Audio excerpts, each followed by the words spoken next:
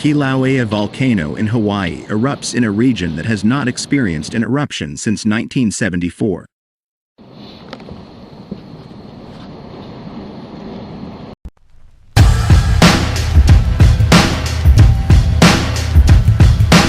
Hawaii Volcanoes National Park.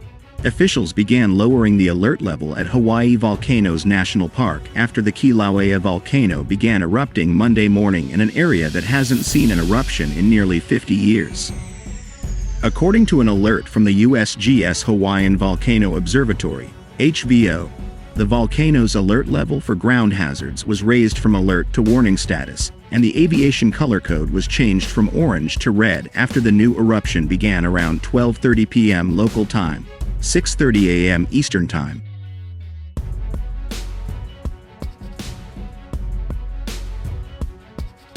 At approximately 8:30 a.m. local time, 2:30 p.m. Eastern Time, the USGS lowered the volcano alert level to watch and the Aviation Color Code to orange. Scientists said the remote nature of the eruption and the low volume of the eruption prompted a decrease in alertness.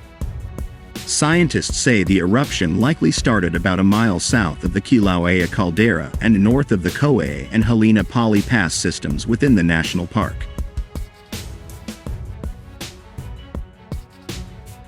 A light was seen on a webcam in the area, which showed scientists that lava was flowing from a fissure in an area that had not seen an eruption since December 1974. The eruption only lasted 6 hours, but scientists warned that there was no way to do it. Tells how long the current eruption will last. HVO said it will continue to monitor Kilauea closely for signs of increased or decreased activity and will provide updated information.